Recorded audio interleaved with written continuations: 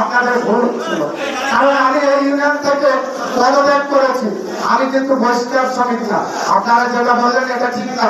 আরেকটা কথা আমি সভাপতিকে বক্তব্য আগে বলছি, আপনি সভাপতি, আপনার সাথে আমার কথা হওয়া উচিত ছিল। আপনার ছেলে আমার সাথে খারাপ ব্যবহারটা করা ঠিক হয়নি, কারণ আমরা এখানকার ছেলে, আমাদের বাড়ি এখানে, আমার বাপের বাড়ি এখানে, আমার দাদার বাড়ি এখানে, আমাকে চিনতেন।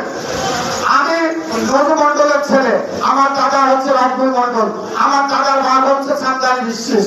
এখন মেহেরপুরে সবাই জানে আমার নানার বাড়ি এখানে, দশানিতা, শামসুন্নিতা, মতিনিতা, সবাই হয়তো চেনেন। আমরা কিন্তু উঠে আসিনি, আমাদের ভাই ভাই অনেকে আছে। আমরা কিন্তু মারামারি করতে আসিনি, একদম আমরা মারামারি করতে আসিনি। আমরা এসছি এখানে শ্রমিক ইউনিয়নের সম্পদ আমরা দায়িত্ব নিয়েছিলাম 3 বছরের জন্য।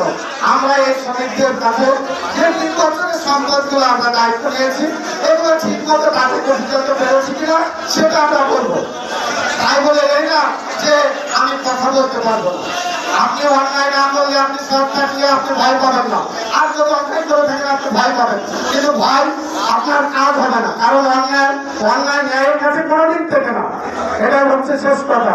যারা বন্ধুরা, আমি মেহেরপুরে আমার শ্রমিক ইউনিয়নের সাংগঠনিক খবর বলছি, আপনারা দীর্ঘ 3 বছর আমাকে রেখেছিলেন। আমি আপনাদের মাঝে অনেক ভুল ভ্রান্তি করেছি, হয়তো কোনো শ্রমিককে অন্যায় করে কিছু বলেছি, বিচার আচারের সময় বলেছি, আসলে বিচার করতে গেলে বলতে হয়।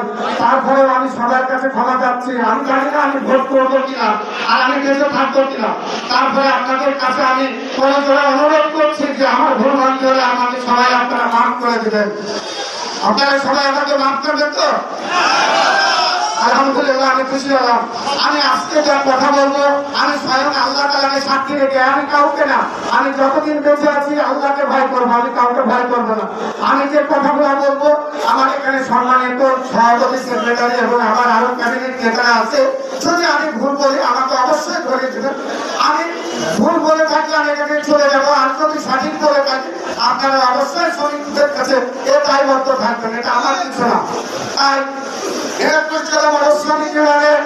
আজকে আমাকে 3 বছরের আয় ব্যয়ের হিসাব দিচ্ছেন কিনা আমি সেটা জানবো। আমাদের এখন হিসাবটা দিচ্ছেন কিনা আমি এটা জানবো। তাহলে আমার অনুরোধ, এই হিসাব আয় ব্যয় 3 বছরে কত টাকা আছে এটা একটু আমাদের জানান। এটা আগে জানান, কারণ আমাদের এগুলো আমাকে জানাতে হবে শ্রমিকদের, কারণ শ্রমিকরা আমাদের ভোট দিয়ে পাঠিয়েছে। অবশ্যই আমি সেক্রেটারিকে বলছি 3 বছরের আয় ব্যয়ের হিসাবটা একটু দেন।